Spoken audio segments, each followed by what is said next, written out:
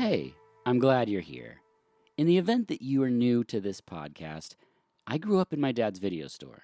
It greatly impacted me, how I relate to people through movies, and the world around me. I visit video stores everywhere I travel to and always advocate for everyone to do the same. This format is a tribute to those who owned stores, those who worked in the stores, and those who roamed the aisles. Now, for those of you who listen to VHS, you may have noticed the regular intro music played first, now my intro, which is different.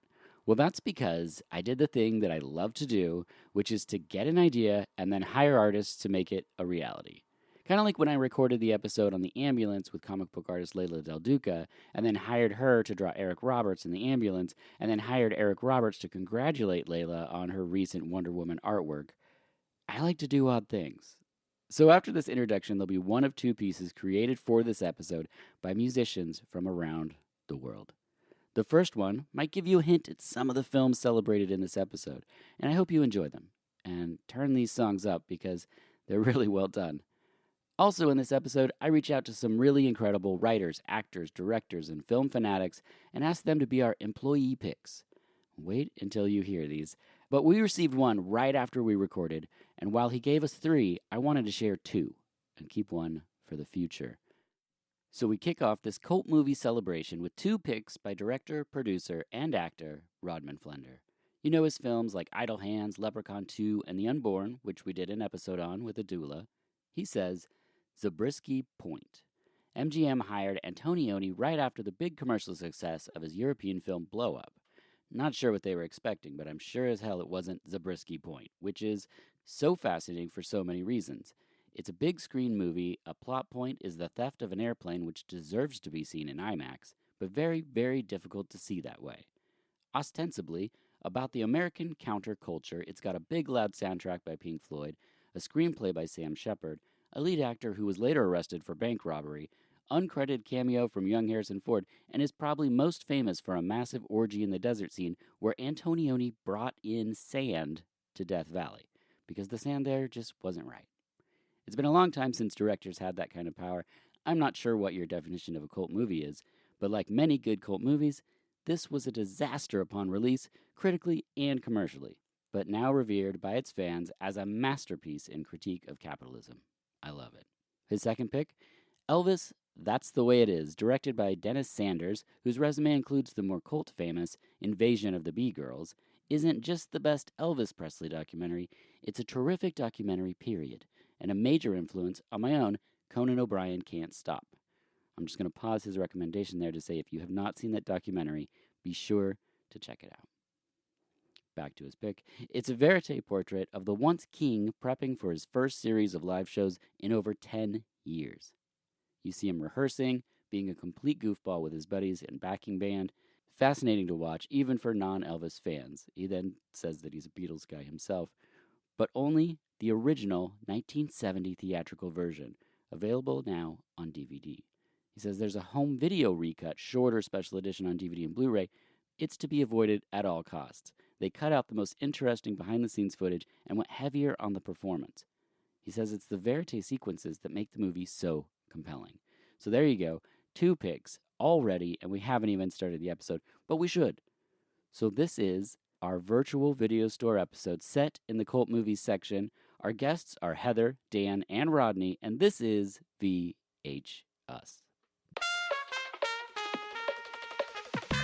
Rhythm.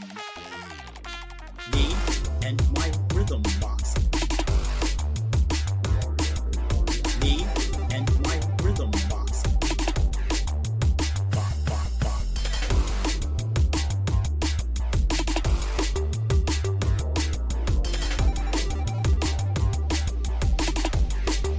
This sounds like pandemonium.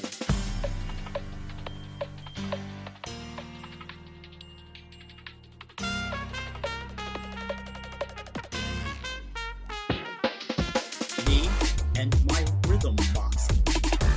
And my color box.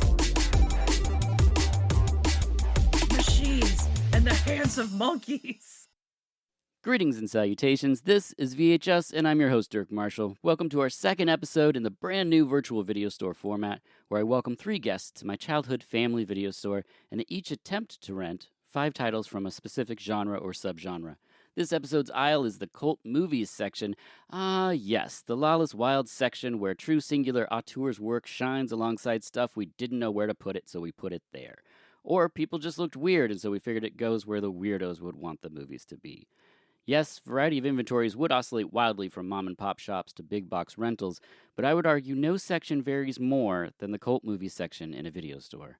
Without naming picks, I'll just say there are obvious films by definition, of which have been written about at length. Sure, there are those midnight movies, but there's also things that we just don't know what this is, and so that's where it goes. And I'm very excited to hear what these guests have to say about this as they attempt to rent 5 movies. Now, before I get to the attempt, let's meet them.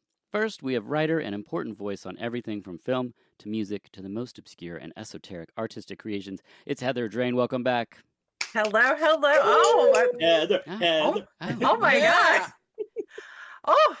Guys, you're giving me the vapors. I'm not used to such a reception. I'm usually used to either an icy silence or a kind of weird snort. So this is lovely. It is always a pleasure to be back, and I made sure to try and pick movies that you and I have not discussed in Great. previous VHUS episodes. So Perfect. Next, we have a first-time guest. They are an author as well as co-host of the Movies from Hell podcast, which covers a variety of films that would be right at home in this episode. It's Dan Poland. Welcome. Hello. Thank you. This is the most supportive episode we've ever done. Rounding out the trio, we have returning guest who's spoken with me about basically all the movies that would end up in the cult movies section. He's a musician in The Dead Milkmen and The Seventh Victim. He DJs a show I love called Rodney Anonymous Tells You How to Live. It's Rodney Anonymous. Welcome back. Woo! Throw money. Throw money. so make it rain. Make it rain. Make it rain. Make it sweet. I'll take pennies. I don't care enough for that. So the inspiration for this format is that back in the day, video stores would run specials like 2 for Tuesdays or 5 for 5, which is 5 movies, $5, 5 days. So the goal for each guest today is to rent 5 movies they'd be happy with for their 5-day rental. And I mentioned attempt because in the video store days, inventory and stock really does matter. You can't just endlessly stream the titles. You had to be the person that checks it out. So to illustrate that, I'll be rolling 1 die. If they get a 1 through 3, the title's theirs, and they get to tell us about this lovely film they've brought to talk to us about. However, if they get a 4 through 6, it's a little different. If you get a 4, I'm sorry, the title has been rented. You have to choose another title from your list. That's only for this roll. So you could attempt next time it's your turn to bring that movie up. If you get a 5, your title is rented out, but you get an employee pick. Oh boy, can't wait for you to hear what these picks are. I've collected picks from people in and around this genre, so writers, directors, actors, and collectors submitted picks for you all. Number 6, if you get a 6, oh no, you got home with the wrong tape in the box. It's probably my fault someone wasn't kind and rewound the tape, so I had to use our top-loading silver car-shaped Solidex VHS tape rewinder, and it got mixed up in the shuffle. Oh my gosh, and yes, I chose those. But fear not, each guest has 1 reservation that you can use to negate the 4 through 6 roll. So if you really want that title, you can use your reservation, and you'll get to talk about any of those movies. It was so hard to write this introduction and not name a title. It was so difficult, but that's enough about me. Something else to remember on 4 through 6 rolls is it only means you don't get that title for that round, which means you can try next round, or somebody could just take that title because they like it. If you feel so inclined, I'm just saying. Now on to the order. I have chosen 1 name, and they'll be responsible for selecting the order, which means you're saying the order of the draft people involved here, the renters, if you will. So that person is Heather. Oh God. So it's up to you to determine who goes first, second, third, and fourth, as I will be doing my picks really quickly. Just a reminder, the person who drafts last in the first round is first in the second round. It's a serpentine draft, so it goes back and forth. So first and fourths are going to get back-to-back picks. Oh God. Okay. This is the kind of responsibility. Yeah. I figured you wouldn't be ready for this. The needs of the many outweigh the needs of the few. I will do my best. So do you want to be first, or who do you want to go first? I will pick, since I think I appears to be the most eager. I'm gonna go with Rodney. Ooh, I wanted to go Rodney. last, so I get 2 in a row. I'll go first. You get 2 in a row when it comes back. So first is That never Rodney. happened. See? The cops will come in and shut this down before that happens. That's true. Second. I will pick Dan. Oh, Okay, I see. You're thank one of you. those kind-hearted people. Third. Yourself. Okay, third spot, and you're giving yourself the final spot here. Yes. Fantastic. That gives 3 of us chances to pluck one of your picks, but we all know that with such a broad paintbrush for this genre area, who knows what these movies are that are going to be listed here. Honestly, I'm excited because I know all of us are deep cut divas here. Yeah, that's true. Yeah. Dan. I picked a couple. I went not as deep as you might think. You'll see. Yeah, I had a couple like personal picks where I was like things I remember first encountering in a cult movie section where I was like, Right. this seems obvious, but like, how could I not talk about that? Yep. Exactly. All right. Well, without further ado, we'll jump right into it with the first pick. Rodney, you have the floor. Okay, when you used to go to the cult movie section, they would have by director. So, of course, it would be John Waters. There would be Andy Warhol. You'd have David Lynch, but you'd also have Ken Russell. So my pick is from director Ken Russell, 1971. It's The Devils, and it stars Oliver Reed, Vanessa Redgrave, and Carrot Top. All right. Wait, No, I'm sorry, that's a typo. I'm fixing that now. All so that is what right. I'm hoping we have. Let's see if it's in stock. It's in stock. Yoo-hoo! Yes. There Yes. it is. First I'm title. so happy. I would have reserved it if it hadn't been in stock. yeah. I would have said I'm using Yeah. my reserve. Yeah, I love that film so much. The sets were kind of based on sets from Metropolis. So it doesn't, it takes place in the 1600s, but it doesn't look like that. It was absolutely brilliant. The first time I saw it, I was probably way too young to see it and was just blown away. But if you've never seen The Devils from 1971, just make sure, carve it into your arm, and then make sure that you go see that. There you go. Good old Derek Jarman, responsible for the set design for that. Yes. Yes. Dan, your feelings on this film?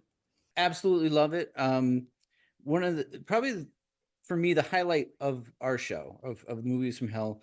We got to do a 4-part episode on Ken Russell with his wife Lacey as a guest on each episode. And we went by decade. We did 60s, 70s, and 80s, and then we did a whole episode just on The Devils. And that's how what that movie means to us is in the oeuvre of a titan like Ken Russell. It is the standout. Yeah, it's one of my issues I take with the big celebrity podcasts is they have people on and they don't ask them about the things that are actually really interesting. Like I saw Hugh Grant recently was on a podcast and I listened because I was like, well, surely they'll mention Lair of the White Worm.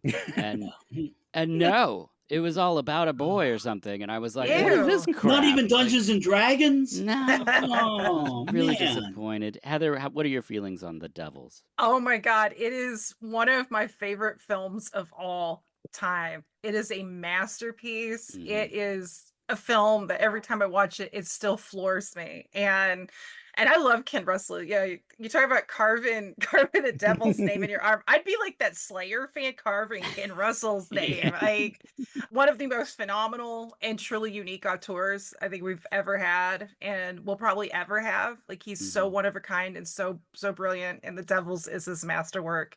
Also, I highly encourage anybody listening, if you haven't heard it already, that Movies from Hell is an excellent. You Really guys did good. wonderful, and they're all Yeah. great. But it was great. And Fantastic. Lacey is a gem. Yes. I absolutely love her, and she is such a great steward for Ken's memory and his art. Absolutely.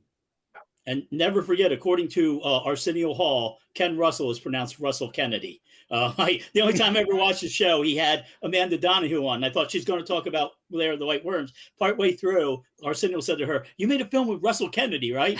And she's just looking at him for a while. And she talks to him, like, "You mean Ken Russell?" And then a few weeks after that, my friend saw Arsenio Hall going to a restaurant in L.A. And he's like, Russell Kennedy. When Arsenio said Russell Kennedy, did the dog pound start just going, woo? Yeah.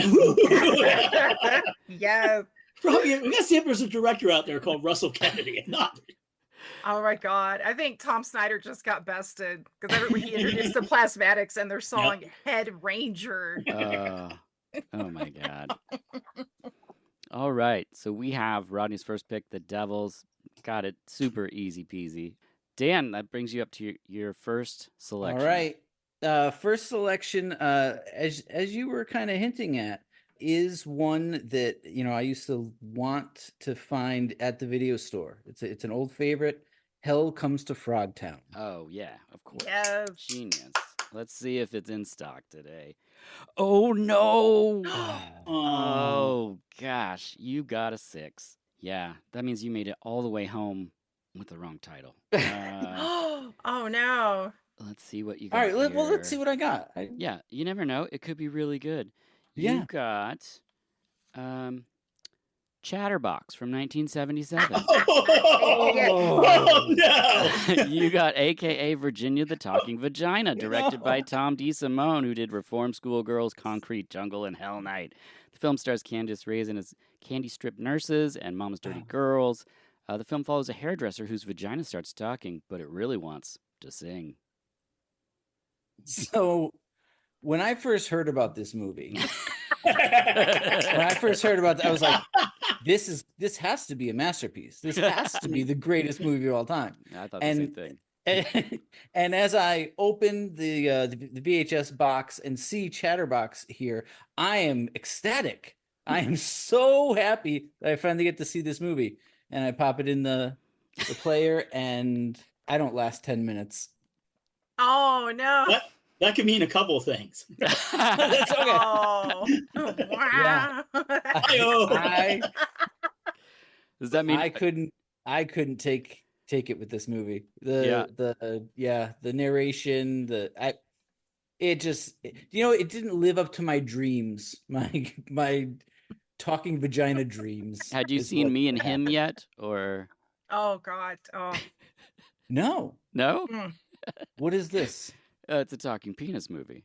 It's not good. It sounds way.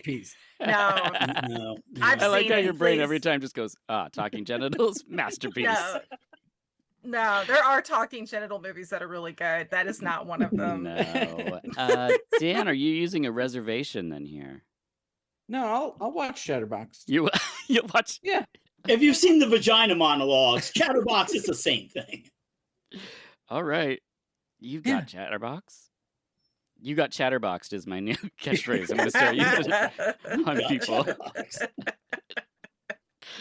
Okay. Well, that means it's my turn. And I'm going to go with, this is, as I was saying, there's a movie that when I think of the cult movie section, that's the only place I saw this film. Like Rodney said, director sections, this would be there, or I just came across it randomly because I saw the weird little stump baby. I'm going with Little Odick. Yes. Yeah. Yes. Damn good choice. Yep. Yeah, that was on my potential list. Really? Yeah. It popped into my head late, and it was just like, oh my gosh, no, I remember that's how I found it. Stop motion animation is perfect in that. Oh, yeah, from the year 2000, a Svankmajer film. It's a fairy tale about a stump baby. I mean, it's just what more could I ask for? I've been watching a lot of movies lately where it's just like the visuals of things where I'm just like, oh, this is what I love about movies. Like this stump baby puking corn chowder. I love this. This is what I want to watch all the time. That's what Little Odick is. I just couldn't imagine a list. Oh my gosh, I started talking about it before I rolled. How embarrassing. Uh-oh. No! Oh my gosh, I was so excited about picking. I got a 5. Do we need to call shenanigans since you're the dice man? No, I don't get it. I don't get it because I got a 5. And this is this whole podcast is no, I'm just kidding. Shuts down the Zoom recording. Yeah, it's all over. This is bullshit. No podcast, no peace. No podcast, no peace. Oh no, but I got an employee pick, and so going off of the list, our first employee pick comes from someone that many of us are big fans of their work. But what you might not know about this person is that they really enjoy making pasta with spinach, chopped garlic, and olive oil topped with a little bit of Parmesan. He's contributed to several Blu-ray releases. He's one of my favorite voices on film. And also, I believe once worked at Video Americaine. He's also a podcaster. It's Bill Ackerman, host of Supporting Characters. I love Bill. Yeah. He is the best. We love Bill. I couldn't imagine having an employee pick section without going to Bill. And he was kind enough to give us our first one. He recommends Dennis Hopper's Out of the Blue from 1980. I just watched that this week. Oh, it's Yeah. great. He says it's starring the great Linda Manns, which he initially rented on VHS from the cult section of a video store. He says, I think co-writer Leonard Yakir, who was replaced as a director by Hopper 10 days into filming, deserves more credit for the film's quality than he often gets. If the store has the Severin Blu-rays release, any customer who rents Out of the Blue is encouraged to check out Yakir's Main Street Soldier from 1972, an affecting documentary that's included as a bonus feature. Oh, wow. So we got a recommended look at Bill. I mean, Wow. who would expect anything less? Good choice. His researching, he should be on that Blu-ray. Holy cow. I think Yeah. that about most Blu-rays, but I just Same. I just Same. re-listened to a lot of supporting characters, so that's like a comfort listen for me. So great, I'll take Out of the Blue. I'm super bummed about Little Odick, but what can you do? I haven't seen this film though. Dan, you just saw it. Yeah, it might have been last night or Sunday night. I just watched it for the first time. My co-host Bradley had been talking about it a lot lately. Where did I find it? I don't know. It was on one of the streaming services, and I loved it. Absolutely loved it. Gets all the deserved credit for her performance. She was brilliant in it. She had a great run of films. Days of Heaven and The Wanderers. And then, she pops back up in Gummo, which is a very like spiritual connection, I think, to that movie, because you don't often see really great representation of the other side of the tracks. Mm. A lot of times it's like almost a Shakespearean, like Boys from the Hood, the story of people from like the poor side of town, but there's nobility in all of them. There's no nobility in the characters in Out of the Blue. Great flick. All right, Heather. That is actually on my watch list. Oh, great. We both have Yeah, it now. so I've not seen it. Sadly, I was more mentally prepared to talk about the origin of Chatterbox, Perfect. which was loosely based on a French film called Les Sexes qui Parlaient, Oh. which I have seen. But no, I've everything. It must be a masterpiece. It's better than Chatterbox. And it's definitely better than Me and Him. Yeah, and it also has Jean-Luc Philippe, who's in Roland's Lips of Blood. Oh, okay. So, but no, Out of the Blue, I've always wanted to see it. I definitely need to get that Severin Blu-ray, and I'm looking forward to watching it soon. Yeah, I'm going to buy it before I air this episode, so no one can snatch it from me on eBay. That's how diabolical I am. Rodney, have you seen this movie? I went through a Dennis Hopper like heavy phase decades ago. So I saw like the last movie. I saw this and I need to see it again. Yeah. I really do. I usually retain stuff really well. I need to watch it again. Yeah. Because I remember, everything is ringing bells, but I'm like, I think I would probably even like it better. I like the last movie, and a lot of people hate the last movie. Oh, I love it. Yeah. I went through a whole Hopper phase where I dressed like him, talked like him. Okay. That's amazing. I read his autobiography around the same time. So Okay. Mm-hmm. All right. So Out of the Blue is my pick. Heather, that brings us to you with your first selection. What would you like to rent? Well, what passed for the cult section that I grew up with was a lot smaller. Mhm. So some of these picks are ones that would be in my sort of dream cult section. I Sure. grew up in Springdale, Arkansas. Our video store is cool, and we did have some cool things, but it was a little more limited. But this one would be a dream pick, and I'll say the title before I say anything else, because I know we got to roll. Yep. But I want to see if the infamous Dr. Gore is in stock. Okay. No, I'm sorry, it's been rented. God damn it. You got a 4. It's not a Sorry. good movie. But There's it still a pulls me. chance. he's Yeah. not in your healthcare network. Dr. Gore. Oh. We're going to have to refer you to somebody else. Or there's another solution we could use. With Kindly yes. joke. Yes. Well, does this mean I go to an alternate? Yep. Because I have my alternates here on a handy dandy note card. Okay. The 1960s, in fact, 1962, Nudie Cutie, House on Bear Mountain. Ooh, I have never even heard of this Wow. mentioned. I love It's- this.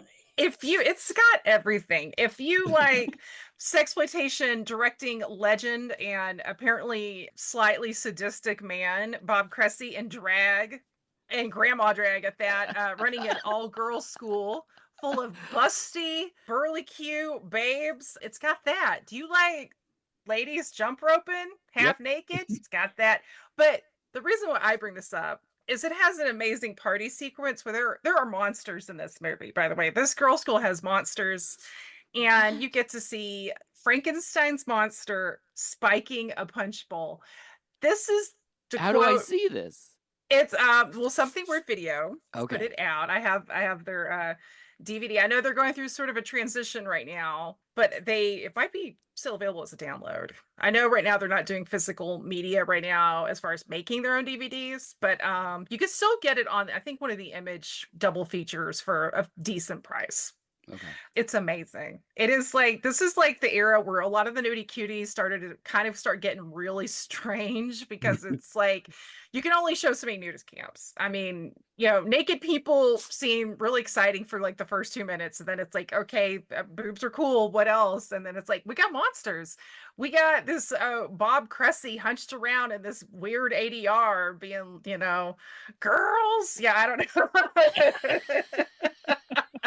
Wow. Yeah, I gotta see this. Frankenstein's monster at a party spiking the punch bowl is an image that I will go to my grave cherishing. Yeah. Frankendiddy. Oh no. Oh no. Someone had to say it. That would, that could have been like the long lost sequel to Frankenhooker, actually. Yeah. Yeah. What year did this come out? 62. 62. Okay. Yeah. Which means every God. nude woman in the movie JFK slept with. Just when you watch it, just think about that. Right. It's got one gag in particular where one of the super busty ladies, when she's walking down the stairs, they put like a boing, boing. Oh, Oh, yeah. This sounds Sold. amazing. Yeah. going Thank on you. my list. I know, it's amazing. So on my list now. Yes. And I feel like this is the kind of thing that would definitely be very much at home in a proper cult section. Yeah, for sure. For So. sure. Excellent. I'm just blown away. This is fantastic. And because it's a Serpentine draft, you get your second pick now. So what would you Oh. like to attempt to rent next? Serpentine. Well, since I'm on a roll, so to speak. Forgive me for that. I want to see if you guys have a 1973 film in stock by the name of An Eye for an Eye, but it's also known as The Psychopath. Oh, okay. It's in stock. Yes. Ah. Eye for an Eye. All right. This is an excellent, excellent film. It has never been released on DVD or Blu-ray. Just kind of languishing at this point, but it's about a kids show host named Mr. Ratty, played by the great Tom Basham, who's also in the Pink Angels, which was almost on my list. And he loves kids, and he starts seeing one of the little boys is like being like, he can see bruises on him. He realizes his kid's being abused by his parents. And he starts basically avenging for abused children and start killing adults. So he's, yeah, and it's amazing. I love this film. I fucking love this film. Tom Basham is so good in it. And it's the kind of film that like, I love it when films say like, yeah, this guy's the killer, but he's also the good guy. And so it's kind of like, I love shit like that, where it's like, yeah, life doesn't always have easy answers. And also these parents are horrible. So, you're kind of rooting for them for a lot of movies. There's a lot of Eye for an Eye films. What year was this, you said? 1973. 73. That's why I Okay, specified the okay. year, yeah, because there's like, I think like a Sally Field film. Chuck There's one that Norris came out has in one. 81. Yeah, Chuck it's not the Norris, Sally like- Field one. Yeah. Sally Fields made a revenge flick. I need to. I got to see that one too. Yeah. That sounds good. I would watch that. But yeah, no, I highly encourage anybody to look up this film. It is Gotta see it's it. definitely a treat, and it's I found out about it in the late 90s thanks to a great late writer named Dewey Webb, who was based out of Arizona, and some of the earliest cult films. Dan knows, because you guys let me talk about Dewey got movies from hell. Dewey needs to be like his name needs to be out there more. He was a great cult film writer. And cool guy. So Okay. Well, I don't think any of us have seen this film. No. Perfect. No, I want Another to one. so badly. I it's love so any little kid revenge film. You know, the one I Right? can't remember the name. The one with the kids with the black fingernails and they touch you and they the children, isn't it? children. Now, yeah, I should remember. Yeah, Yes. and that's around the same time. So that I'm making a double feature. Nice. Yes. Oh, that would be Perfect. awesome. That's an excellent double feature. All right, which means it's heading back to me for my next pick, and I'm going to choose a film that I haven't talked about yet on the podcast, I don't think. From Poland from 2015, directed by Kuba Kazekaj. It's called Baby Bump, and I describe this to people like it's a kid hitting puberty. He's not stoked about it, but for you to understand sort of what makes it so unique is this film is kind of like if David Lynch and John Waters got stoned and then watched a Todd Solondz film and then told you about it. That's like what this movie is. Like, it is weird. There's voiceover. There's a cartoon mouse that pops in and out of the film. There's lots of like genital mutilation in a fantasy way, if that makes sense.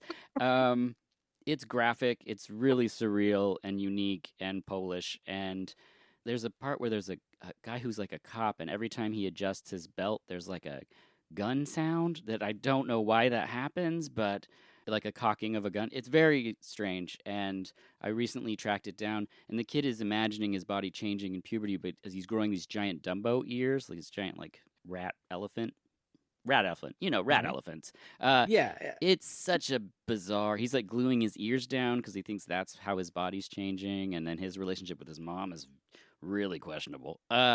So it's a film that I don't think exists or belongs anywhere other than a cult movies section.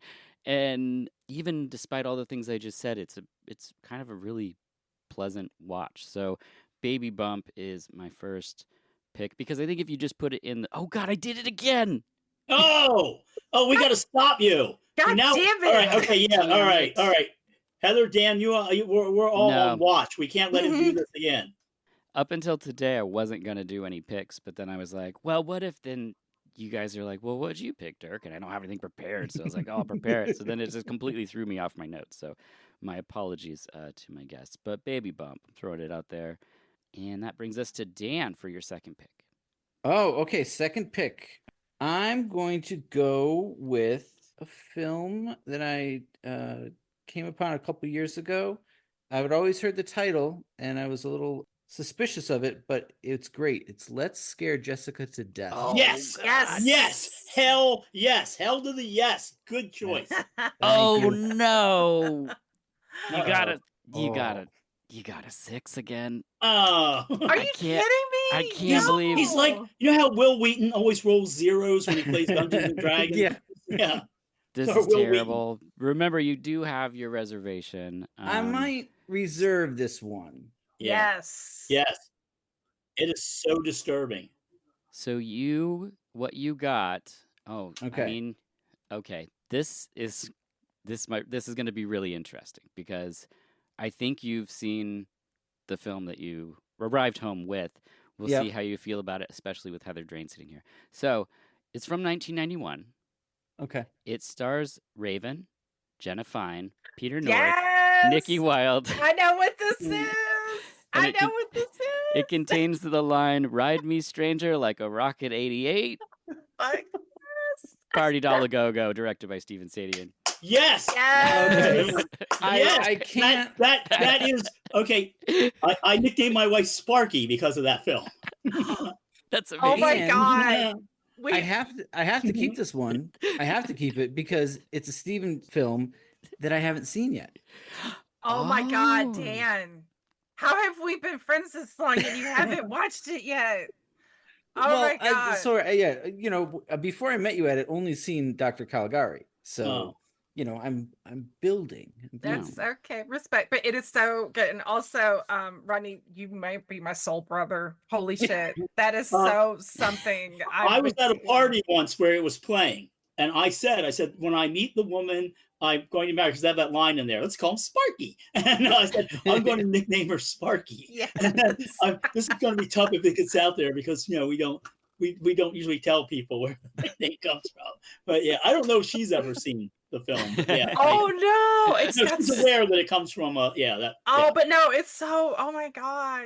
Come on, you got the wiggle. Mm-hmm. We got it. She's pretty deep. I bet she's read The Hobbit. So many great lines. So many great lines. And that makes my heart just grew like 3 times its original size. Thank you, Dirk. Well, yeah, I'm just super excited. And Dan, since you got 2 6s, this just doesn't seem fair. And we all love the movie Let's Scare Jessica to Death. So let's just talk about it for a second. Okay. Yeah. So one of the reasons I love this movie, I'm from Connecticut, which is like a nowhere place. It's just an in-between place, right? Sure. So when I put Let's Scare Jessica to Death on for the first time, it has this great tracking shot along this highway. And I paused the movie and I said, that's Connecticut. That's home. That's I know this. And I looked it up, and it was filmed over on the way on the other side of the state from me, way over on the east side of Connecticut. After that, of course I was enraptured, but the real star of this film is Zora Lampert as Jessica. There's few performances on film, let alone in horror films, that are as just beautiful as what she gives us in Let's Scare Jessica to Death. So she plays a woman who recently got out of an institution, and she and her boyfriend and their friend, they move up from New York to this little country house to kind of get away from it all. Her anxieties and fears kind of follow her along. And then all of a sudden things start to get weird and spooky and vampire-y, and it's awesome. Yeah. Heather? I love this movie. To me, it's sort of like the cinematic equivalent of when it's like say you go outside at 5:30 in the morning and it's still dark, but the light's starting to creep in and the air's kind of chilly, and there's your bare feet are in the grass and it's cold and it's wet.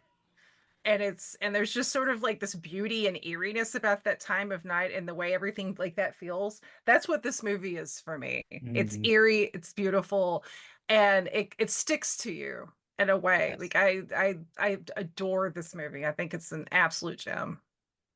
Rodney? I love it. I'm old enough that I remember when the ads for it were on TV when I was a kid. It's rare that something lives up to the ad. I actually put this in a category. I should make a list of these films. I call them hippie horror.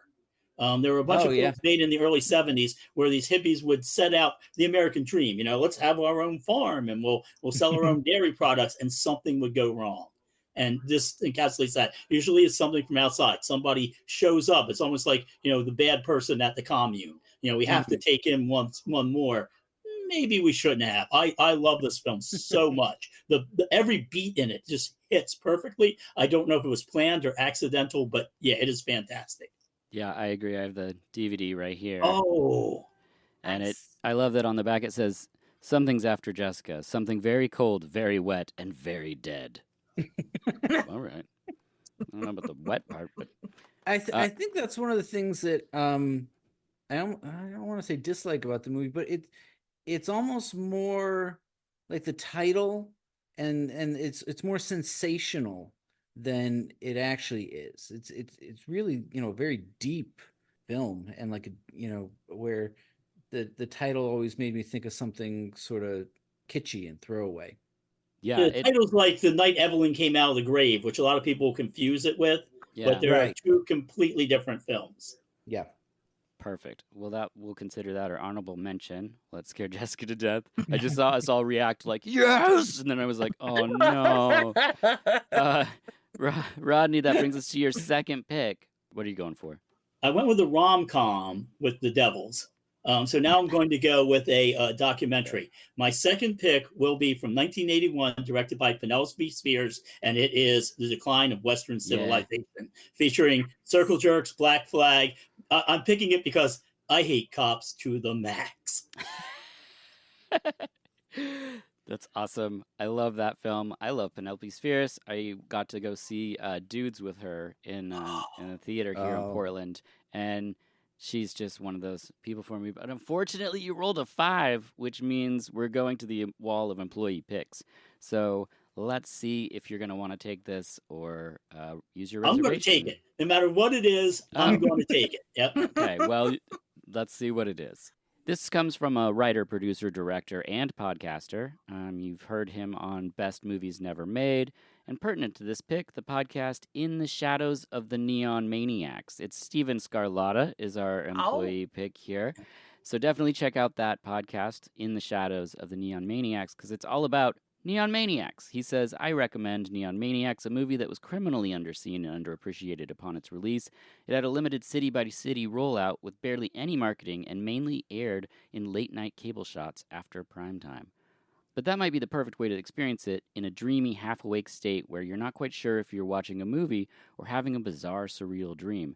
And that's exactly what Neon Maniacs feels like, a dream. Like any good dream, it doesn't make much sense on the first viewing, or even the second or third. But that's part of its charm. Packed with strange creatures, droning soundtrack, and an unforgettable opening massacre, the film lingers in your mind long after the credits roll. To me, Neon Maniacs is the ultimate cult movie. It leaves viewers with so many questions, from the backstory of the monsters to the bizarre and troubled production, which just adds to its unpolished vibe. It's the kind of movie you'd stumble upon late night and become obsessed with and wonder why more people aren't talking about it. Wow! Why are they living under the Golden Gate Bridge? There's so many questions in Neon Maniac. I think I first saw it, I think I was up hoping to catch infomercials and set 2 in the morning and stumbled upon it. Yeah, it is. I like it a lot. I don't know if I love it, but yes, it is a good, I will go home with that. I've probably seen, I might even be in decline for all I know, but I've probably seen it enough. Okay. I should give Neon Maniacs another watch. Okay, Neon Maniacs is on your rental list. Anyone else have feelings on Neon Maniacs?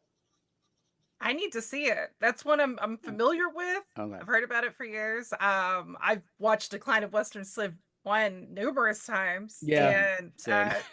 and in fact, I love the quote from Darby Crash's girlfriend, where after she finds the dead body. I liked it. Just did you feel bad? She's like, no, I hate painters. It's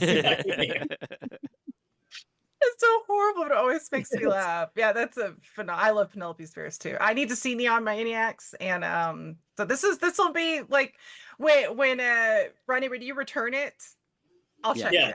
You can check it out. There you go. Dan, Neon Maniacs? Yeah, I've seen Neon Maniacs, according to my IMDb. Okay. And I liked it. I gave it a 7 out of 10. But it's only vague memories of it. So I too should probably rewatch it. Yeah, I have a bootleg DVD that I had got off eBay, and so it doesn't look amazing, but I do really like it. And Sean Robert, who's been on my podcast, he is part of the podcast that Steven Scarlatta made, which is a really great listen. As Steven is clearly passionate about the film, he goes into great detail about it, and I think you walk away with, it's only like 7 or maybe 9 episodes, but you walk away with a really true appreciation of somebody who went out to make something very unique, and it is unique. Yeah, it does require you to kind of go back. Will you want to go back and be like, I want to know what the deal is with the samurai guy, and like, why are they under this bridge? And it does haunt you. Okay, Rodney, that means we're up to your third selection. Okay, from 1969, directed by Iron Man Sr., Robert Downey Sr. This is Putney Swope. Yes. Oh yeah. You get it. How many syllables, Mario? A gun won't get you a job. It'll eliminate the competition. Who the hell wants a job? every line is quotable in Putney Swope. So that is why I'm going. I hope I can get this one. You got it. I rolled Yes. it. You got a 3. Yes, I love this movie so much. There is just so much. How much oddness can you cram into a film? Just and it's. I used to have a friend that used to walk around all the time going, "Putney says the Borman 6 girl has got to have soul." I love this film. Heather, Putney? Oh, it's fantastic. And I love that we have like this beautiful, it's on Blu-ray now. Yeah. Thanks to Vinegar Syndrome. And it's a classic. I think Robert Downey Sr. like and his stuff is starting to get more I think reevaluated. And I know Criterion did like that Eclipse series. I know this isn't the film, but I have to bring up real quick. I recently saw Pound in the worst transfer in the world, but but it's, you know, you watch what you can get, and Pound is genius. I actually love Pound even more than Putney, but Putney Swope's great. Like, I think if you love cult cinema and you haven't seen it, see it. Mm-hmm. Dan? It's a film I've seen, and I haven't seen it enough. And that's with a lot of Robert Downey Sr. stuff. I think I've only seen Greaser's Palace and Putney Swope. So, you know, I just don't really know it that well, but I liked it when I watched it. Yeah, it's one of those titles that I didn't know. We didn't have it in our video store. It's not something I sought out. And it wasn't until I had a movie podcast, was listening to movie podcasts, and I just kept hearing Putney Swope come up, like different people's voices that I appreciate in film. And so I was like, okay, I've got to see this Putney Swope thing. And then I put it on, and like, it's nothing I would ever have put on. Like, it's not anything that I collect or anything. But like, once I was in it, I was like, I love this. This is great. But like, who knew? Putney Swope. Right. Fantastic. I added nothing to the conversation. Perfect. Dan, what's your... Oh, stop it. Stop it. You did. No, this is honestly, you're capturing the spirit of, like, this is something I actually kind of miss about writing movies, is that whole spirit of sometimes you take what you can get. Yeah. And you just go into it. You're like, cool, I got a movie. I'm home. Let's see it. Let's check it out. Neat. Sure. Yeah. And like the 2 for 2, that's easy. But that's why I liked this 5 for 5, because sometimes you have 4 you really want to see, and the 5th one you're just like, I don't know. Whatever. This? Doesn't matter. I ended up seeing Avatar. Oh, no. I've never seen Avatar. I want to get that out there. I just picture like your stack, like I got Decline, I got Putney Swope. I've seen Chatterbox. It's the same plot. Yeah. Same James Cameron's Chatterbox. Okay. Okay, Dan, what is your third pick? Oh, all right. I'm going to go with a documentary. I'm going to go with The Endless Summer. Oh, yes. Ooh. Egypt. Yes. You get it? Do I finally get a movie? You get it. Yes. Go Dan. Ooh, that is a great choice.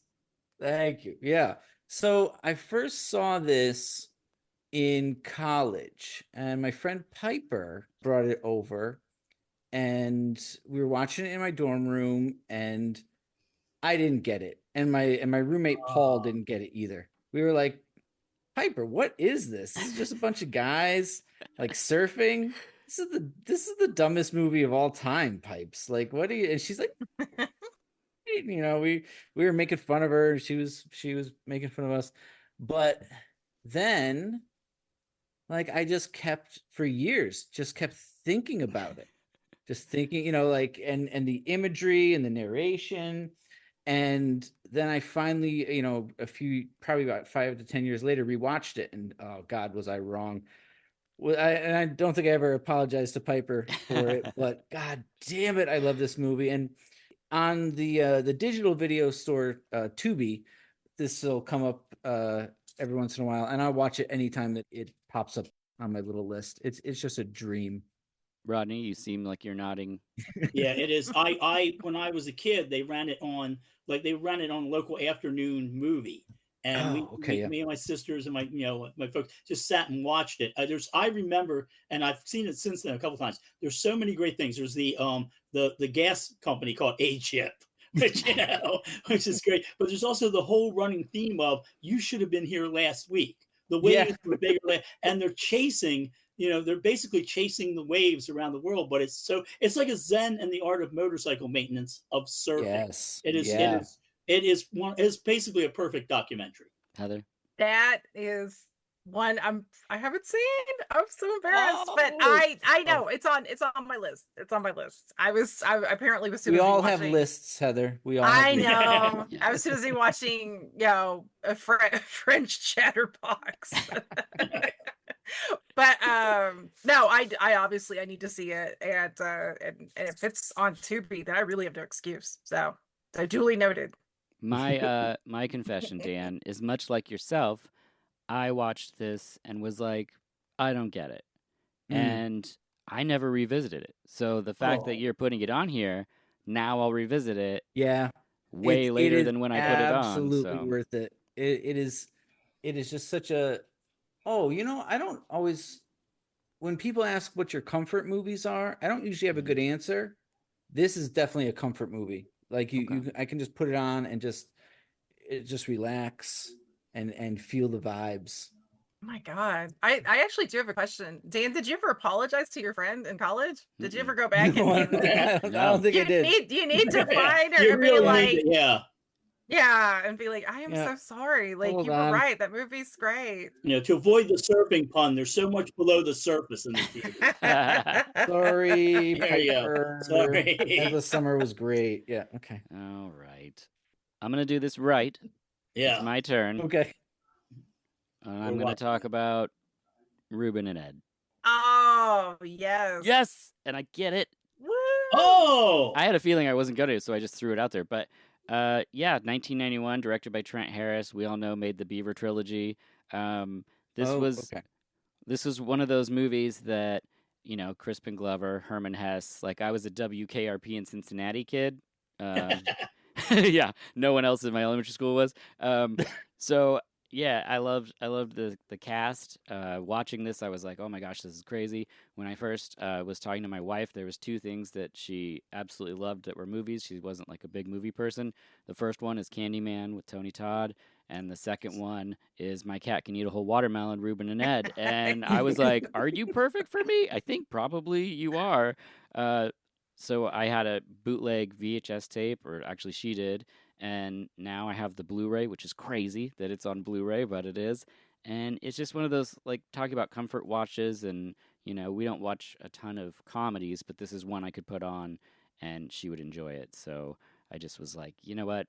Some people might put it in a comedy section next to, I won't say other titles, but I think this director would deserve to shine a little bit more in a cult movie section. Absolutely. Yeah. Oh my God. Yes. You could put it right next to the Beaver trilogy. Yeah. And then Plan 10 from Outer Space, which I haven't seen, but I want to get that. Yeah. Once I realized he had done other things and then saw the Beaver trilogy, I was like, whoa, okay. Like, this is, yeah. Yeah, the Beaver trilogy is, have you guys, I don't know if it's. No, I haven't. Oh yeah. Beaver trilogy is cool. It's very cool. It's very cool. I'm unfamiliar with it. Okay. Oh What my about, I need to check it out. have you seen Ruben and Ed, Rodney? I think I have. I might as well just say no, I haven't. Okay. Which sounds terrible, but I'm sure at one point someone showed it to me because everything is ringing bells. But and again, I'm going back and watching it. Yeah, basically it's one guy's mother's died and is cremated, and he convinces the other guy, who's like kind of wants to be like a life coach, to drive him out in the desert and dispose of the ashes. Oh. And craziness ensues. Okay, it's not the same film. The film I'm thinking of involved a talking vagina. Oh, that's Chatterbox again. Yeah. Oh, yeah. That's right. We talked about that. Oh. That's terms of endearment. Come Oh, on. that's what it is. All right, Heather, you're up with your third selection. Okay. Do you guys have A Taste of Blood by Herschel Gordon Lewis in stock? Oh. We do. Yes. Oh, I love. I will have to admit, in Fayetteville, which is a neighboring town to the town I grew up in, the Hastings there had a tiny cult section, and that's where they put any H.G. Lewis there. They didn't have a taste of blood, but I picked A Taste of Blood because I think it's a really underrated Herschel Gordon Lewis film. I think a lot of people focus kind of more on like just the gore films like Mhm. Blood Feast, 2000 Maniacs, the Gore Girls, Wizard of Mhm. Gore. Those are all fantastic. I love H.G. Lewis any way I can get him. But A Taste of Blood is a really cool, almost 2 hours, which is very long for that time period, film that's a vampire film. And it's really, to me, it's got some great moody shots.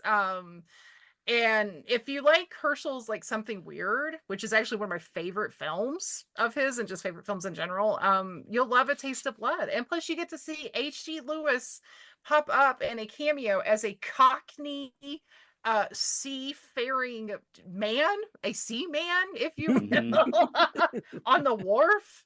And he's doing the most amazing, like Mary Poppins Cockney accent. I think it's super cool. It's got some great lighting. There's great color gels that are employed when the vampirism gets hot and heavy. It's just got such a fantastic sort of oddness about it. And I think the lead actor that plays our vampire, he's quite good. I know a lot of people kind of rib a lot of H.G. Lewis films for having bad acting, and some of them do. I'm not arguing that fact, but I think he's really good. I think he's really good. And if you love a different take on vampirism in cinema and you love Herschel Gordon Lewis, check out A Taste of Blood. Okay. Rodney, have you seen Taste of Blood? Yeah, everybody who was in a punk band in the 80s went through the Herschel Gordon Lewis period. And it's a great period to go through. Yeah. You know, you have blood-sucking freak stuff. Like I Oh my myself, God. I myself, and it's probably the most normal choice out of it. I love 2000 Maniacs just for old Teeter and Rock. Got to put them under old Teeter and Rock. So yes, any Herschel, it's like any John Waters recommendation. Any Herschel Gordon Lewis recommendation, I'm going to love. Oh, perfect. God, 2000 Maniacs almost made my list too, because they did have a giant big box VHS of that I wish I owned now. But and that soundtrack, I mean, it's the best version of Brigadoon you'll ever see. Dan, are you a fan? Have you seen this one? You know, I'd assumed I've seen it because it's a Herschel Gordon Lewis movie with blood in the title. But I evidently I haven't. So I'm putting it on my list. I'm going to watch it right away. You're in for a treat. Yeah, I have to revisit this. Some of the directors that I came across that we didn't have in our video store when I was of age of renting them, I was also a big fan of just like watching movies with the sound off and listening to music because I was into doing zines and stuff. And so this is one of those directors where I'm very aware of the visuals of the director, but the story and plots and things, completely missed him. It was the 90s. There was a lot of things going on. And so I need to check out A Taste of Blood in a way where I'll remember it. Beautiful third selection, which brings us right to your fourth, Heather. Yes. Well, since I'm on such a roll, do you guys have one of my absolute favorite concert films of all time, Erg, A Music War, in stock? Oh, let's see. That was almost on my list. Yes. We do. Yeah, that's in stock. Fucking A. I don't understand it. Yes. Oh my God. How do you spell erg? URRG. Okay. Exclamation mark. Point. Yes. For years after it came out, my friends and I would go, "Erg," on Music War. Oh my. I'm going to steal that from you because that's now forever. I'm going to have to refer to that. That is hilarious. Yeah, holy shit. And this film, unfortunately, my local video stores never had this, but I knew about it for years and I caught it on cable in my teens, and I was able to tape half of it until this is also, I've had this happen with other films as a teenager where a parent gets home or is like, what's this shit? Yeah. We won't even talk about the time I was trying to tape blood for Dracula, and my mother I thought was asleep. She had a meltdown. She's like, I can't take it. Every time I look at the TV, there's somebody naked or vomiting blood. Which she's not wrong. But Erg Music War is, to me, it's got, I mean, it is one of the best concert films ever. This is my concert film, if I had to pick. And so many of my absolute favorite artists, this like Wall of Voodoo. Oh my God, I love Wall of Voodoo. Klaus Nomi. God, like the Cramps, the Flesh Tones. But then this is the film that got me into other artists. This is the film that I learned about Skafish. And and got to see live footage of Magazine for the very first time. This is such a great primer on post-punk music and punk music both, and it's a great example for, I think some people might have, like, if all they think about is like MTV or whatever, or a sanitized version of what early 80s and late 70s music was. Watch Urga Music War. This is such a great, I mean, Gary Newman. And what's cool is actually the version out now, restored. The Gary Newman Down at the Park clip was not originally in the one I saw. Like, that was cut out due to, I think, some kind of licensing issue. It's been restored. Splotchiness Abounds is missing. You have to find like an old VHS rip for that one. They were a British band. That is forever been excised except like old rips due to rights issues. But which sucks, but it is on YouTube. So God bless the internet. God bless bootleggers, I guess. But yeah, this is I love it. But I want to hear what you guys, Rodney, you look, I know you were like Rodney, tell us about like it. levitating when I mentioned it. It's an interesting artifact because I always point out this time period, disco had failed. And when disco failed and collapsed, every record executive shit their pants and went, what can we find? So you get new wave meant anything. So there are like really rough punk bands in this, but I believe the Police are also in this. Oh, twice. Yeah, twice. Yeah. So it's really, really odd. It's like when Sean and I appear in the Woodstock film. Yeah, this is really real. And Magazine, one of my favorite bands of all time. Yes. This is, again, a pretty much pitch perfect concert film. A really good. It's like, it reminds me of in the 50s when they would make these like sort of concert films, like here's Fats Domino, and now we're going to bring out like Jerry Lee Lewis. That's what this reminded me of. It reminded me of, but again, I believe it is music executives panicking and looking for the next big thing. And I'm so glad it happened. Oh my God, I know. And like, it is so strange that the Police, like, because obviously by far they're the biggest band, but like they're right next to Skafish. And in fact, the Police actually were fans of Skafish, or they were very supportive, because I guess like the crowd and France started booing and like were very like aggressive, and Sting like was like got on stage and was like super cool to Jim Skafish. So cool stuff. Yeah, it's great. It is absolutely great. I will confess, I always skip past UB40 though. I can't. Sure. I can't abide the UB40, but I love the rest of it. Dan, have you seen this? I've never seen this. No. Yeah, I've only seen the OMD clip. I love OMD. It's good. It's really good. Yeah. Yeah. God. Yeah, it's good. The whole list, I mean, it's crazy. There's OMD, the Go-Go's, Toya Wilcox, Joan Jett and the Blackhearts, X, Ecstasy, Devo, the Cramps, Oingo Boingo, Dead Kennedys, Gary Newman, Klaus Nomi, Walla Voodoo, Pear Ubu, Skafish, Steel Pulse, Surf Punks, 999, UB40, Echo and the Bunnymen, and the Police. What? Yeah. Oh my God, it's so. That's incredible. It's so good. Oh, 999 doing Homicides.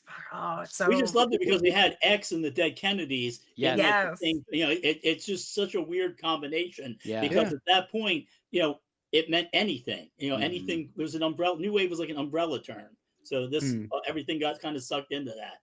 Like the Cars were considered a new wave band.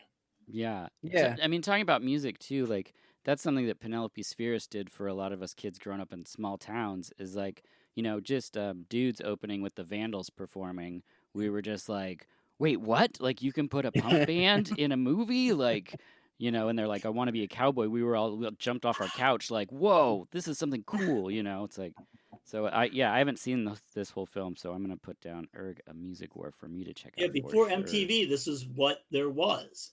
So, this is how you saw bands. Mm-hmm. Yeah. Well, and I think this got a lot of runs on like Night Flight, and it was and it was definitely a great way, I think, for people, especially like in smaller towns. Like people, like most of us are either gonna be from the Midwest or you're in a small town. Okay, that brings me to my fourth pick, and it's something Rodney and I know a little bit about. We'll see if Heather and Dan have seen it. It's a little film called Sons of Steel. Yes. Yeah, so it's from 1988. It's a sci-fi Australian heavy metal apocalypse musical. Yes, okay. It rules. We did a whole episode about it, so I'll keep my speech short. Directed by Gary L. Keaty, who was doing music videos for like the Rolling Stones. And it rules. It's so good. It's finally out on Blu-ray. I'm sure you can stream it as well. It's fantastic. Rodney and I both have autographed vinyl copies of the soundtrack from the director, and yeah, that's Sons of Steel. I feel like everyone should watch it. Rodney, oh my god, back me I up. need to see this. Also, did you roll? Yeah. I rolled before I said Sons of Steel, and then I rolled because I was like, that's why I just. Sons of Steel is a revenge film about a man getting revenge on people who pick their underwear out of their butt cracks. It's true. That's part of what it is. Yes. There's a subplot that involves. Yeah. In order to do that, he must destroy the whole world. Yes. Yeah. Oh my god. I just love that they did a whole soundtrack for it. Created Black Alice, the band. It's visually so incredible. I talk about it in the episode, but there's a scene where there's a barbarian and they're just like, it's just the way it's lit. I can't even, I promised myself I wouldn't cry. it's so good. Everyone should It is watch fantastic. Sons of Steel. It's on Shudder had it for a while. That's They still right. have it. Oh, okay. Yeah, it's well worth your time. Even though my friend Ryan watched it and he only gave it, I think, 2.5 stars. We're still speaking, but it did create a wedge between us. That's my pick, Sons of Steel, the apocalypse heavy metal Australian film, and that brings us to Dan's fourth pick. All right. For my next pick, I am going to honor the man who was probably the greatest video store renter I ever knew. That's my best friend's father, George. The guy would rent like 3 movies a day. Nice. And they were always just killer stuff. So I'm going to go with a movie George would approve of, Enter the Ninja. Ooh, all right. Oh my god. It's yours. All right. Oh. Yes. Yes. All right. Enter the Ninja. It's about ninjas. I mean, what else do you want? It's a canon film about ninjas. Okay. And it's directed by Menachem Golan himself. So, as you can imagine, this movie is wacky.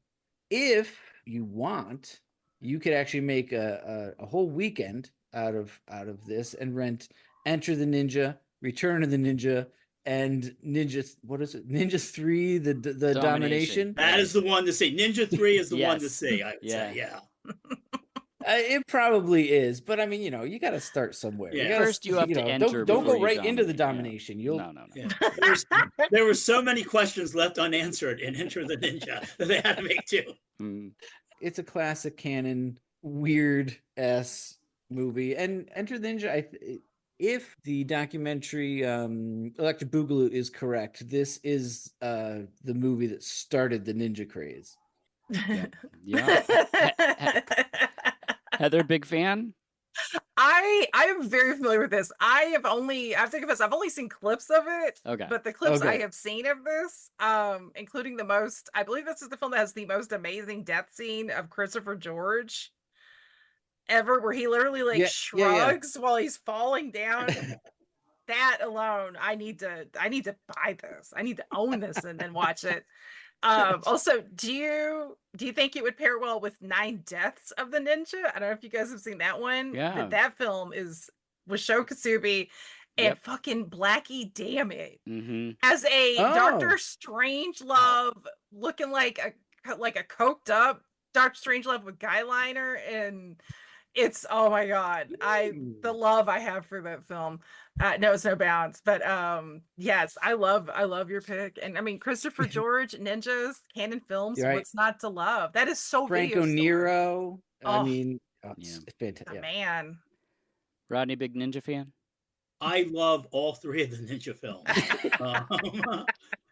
And again, this is the first somebody looked at and thought, you know what, we can't spend a lot of money on samurai costumes, but we just dress somebody up in some black. And the rules for ninjas are kind of sketchy, Mhm. which is good, and it helps a lot. But I lean heavily into the last film because someone gets possessed Yes. and then they wind up Yes. blowing up a golf course. something just short of nuclear weapons. It is so good. All of these films are so, you need to have a triple movie night. Yep. Yeah. My friends and I, we were heavily into the ninja movies when the craze hit, and we would rewatch them all the time, quote them to each other. We made ninja swords out of sticks. Like it was a Sure. it was a thing. My friend had throwing stars. I don't know where you got those things, but he had them, and it was just it was a time. We were children with weapons, and what's not to love about that? Rodney, what's your fourth pick? Okay, this one goes out to me and my rhythm box. It's from 1982. It's Liquid Sky. Okay. Okay. Oh god. You get it. Yes. Yeah, Liquid All right, Sky. people, if you've never seen this film, you can see it and still think you've never seen it. I love it. Yeah. Because it shows what it was like to be poor and living in the city and be part of an art community in 1982. It's New York City. It's a little different than Philly. Our rents were a little bit cheaper down here. It is absolutely fantastic. Quick plot synopsis: tiny little aliens that no one can see come to Earth in search of heroin. And that is, it's a film that has actually aged really well. It's a lot of stuff that it kind of takes on, still sort of around. So this film has a place in my heart. So yeah, I love it. Yes. Yes. Yes. Yeah. Heather, thoughts? I adore this movie. I love Yeah. this so much. I did an article about it a number of years ago that I think might still be on Diabolic's website. Maybe, maybe not. But I love this film, and it has so many layers to it. Because some people, like when you first watch it, the visuals alone are very dazzling, and the soundtrack, which I love, that's that very like no wave, like electronic soundtrack, so fantastic. But the more you watch it, you do have the art scene thing. You also have, to me, I think it's a film about trying to also hold on and fight for some sort of semblance of individuality. And that's something where I got very lucky, because I can't believe what a little shit move this was on my part, but I hope it wasn't. But I had sent the article to Anne Carlisle, and I fully expected not to hear from her or to be like blocked, but even I loved it.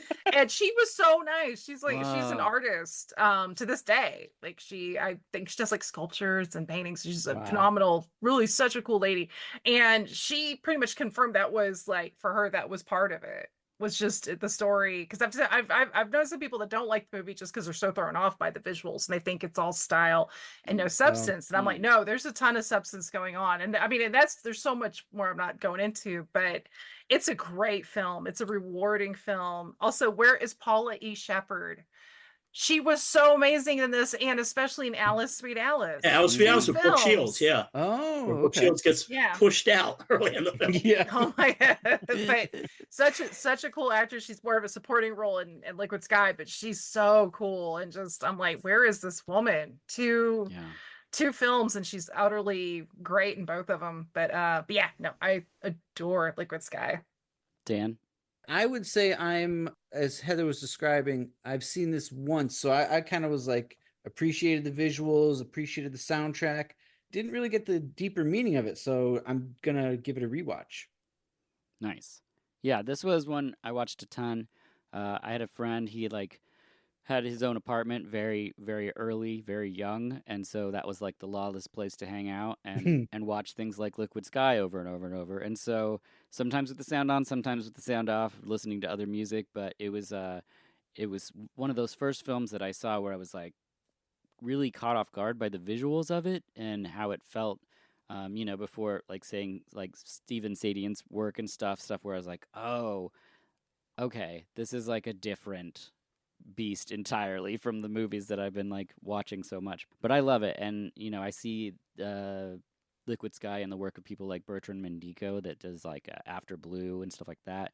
So yeah, I'm super excited that it's a part of this conversation because we have such a good range of like some deep cuts, some weird things, and some stuff that's just some classics. And I think Liquid Sky is one of those that if you went into a cult movie section and it wasn't there, you'd be kind of like, this isn't really a cult movie section. Yeah. What's going on here? Okay, that brings us to your last pick, Rodney. Your number 5. Okay, well, it's good. This is a fitting last pick, and I hope it's in. From no one is sure when this is from. It's just some people say 1989, some people say 1982. I claim I saw it a lot earlier than that. This is Arise, the Subgenius video. Oh, yes. All right, let's see. Oh no, it's an employee pick. Let's hear what the employee pick is first before you go to talk about this Let's thing. I don't know what you're talking about. So let's see. So the pick is coming from. Okay, so you know this person. They are an actor. They've been in Maniac Cop 1 and 2 and Armed Response and I, the Jury. They are also Hundra in the movie Hundra. It comes from Laureen Landon. Oh, wow. What the? How? That's amazing. Now I feel I got to take it. Well, let's just see what Laureen selected. Laureen selected Night of the Hunter. Oh my God. My God. Yes. Yes. The only film that Charles Lawton, the only film he directed, it got such bad reviews that he stopped directing. Brother Love and Brother Hate. Yes, I will take Night of the Hunter. Okay, so Laureen says it stars her favorite actor, Robert Mitchum. You can see its influence in many latter films. It combines terror with humor, which Robert always did with his command of the characters he inhabited. She says, in all caps, I love this film. Didn't do well at the box office, and I cannot understand why. It is perfect and it's innovative. There are shots that are forced perspective shots done in it. Yep. With a little, we see the little kids and the horse shot from a distance. That's actually two little people and a pony. This film is absolutely amazing. It has all these great lines in it. Like I just close my eyes and think about the laundry. And Robert Mitchum is so creepy. But God, why did you have to make pretty things? Oh, it is very disturbing, and it still pops up. If you see the Spike Lee film Do the Right Thing, where the one guy has hate and love tattooed, and even The Simpsons, that's where that comes from. Yep. Brother Love and Brother Hate. Brother, it is, you know what? If I have to give up Arise, the Subgenius video, I will give it up for Night of the Hunter. Heather, thoughts? God, I mean, it's Night of the Hunter. Yeah. It's fucking brilliant. Yeah. And that's one of the ones that breaks my heart, knowing how well it didn't do. And that was Charles Lawton's one and done, because like, holy shit, what we could have gotten, what other films would he have made? Yeah. I mean, the atmosphere in it, the performances, Lillian Gish. Like, it's so cool to see this actress who's started in the silence, still working, still like so great. No, it's a classic. I was excited though, because Arise is amazing, and it has one of my favorite bits. If you've seen it, you'll know it. The whole thing about the pencils and children finding messages from the Subgenius cult and like pencils telling them that they're better than their peers, not smarter, mind you, but better. That is my favorite part too. The fake news part is perfect. Oh, it's so good. Dan, feelings on Night of the Hunter? I was first exposed to Night of the Hunter watching a documentary called Visions of Light, which went through a bunch of different movies and their cinematographers, and it's Stanley Cortez who did the photography on this movie. And the image that really stuck with me is underwater, Shelley Winters' death. I couldn't escape it. I had to watch this movie. It's brilliant in so many ways. Like you mentioned, Dirk, a lot of the movies that we cover, we always jump back to different parts of Night of the Hunter. I think we were just talking about the reflecting skin. Oh, and it's like my favorite movie of all time. Oh, okay. Yeah. Some of the ways that like the childhood imagery from that film comes from Night of the Hunter and things like that. So yeah, brilliant movie. Yeah, this is a movie that I just thought was a classic film, which is why I love having these comic conversations, especially because I didn't know about its reception. And so when Laureen responded, because I didn't know what she was going to pick, and she says Night of the Hunter, and I'm like, that's just like a classic movie. Yeah. And then I was like, oh, because that is another part of cult movies I skip it over it in the beginning purposefully, but the definition was, for films that came out to nothing, crickets, and then found its followers and appreciators over time. So the cult found the film. So it's been really interesting for me to recontextualize that film, because I just had it in my head as like just a classic banger like Psycho. Right. Like it's just something that it's so iconic in my head that I was just like, surely this was huge for everyone. And so to find out now that it wasn't, I was just like, oh my gosh, there's so much I don't know. So yeah, thank you, Laureen, for that pick. Dan, you're number 5. All right, number 5. I have so many movies on this list. I'm going to go Me too. Down to Australia, 1974, Stone. Ooh. Yes, that was one of my backups. Dirk and I just talked about it a few weeks back. Yeah. Oh, Yeah. sweet. First, we're going to hear an employee pick. Let's see if it's... Well, this employee pick section, we're just burning through them. I love it. So this one comes from Frank at Terminal Zone. So Frank's a guy that pops up here at like kind of movie things that Weird War does, and he has a bunch of rad merch and things that you can find on Etsy. I brought some examples here. This is a shopping tote from Chopping Mall. Okay. Sweet. Yes. And if you look closely, it has a little pin on it that he also sells, which is a Cafe Flash. Cafe pin. Flash. Oh my Oh. God. Okay. I Uh, will. Yeah. Yeah, check out Sold. Terminal Zone. It's a lot of cool stuff. The metal straw for blood sucking freaks is on there. Oh my God.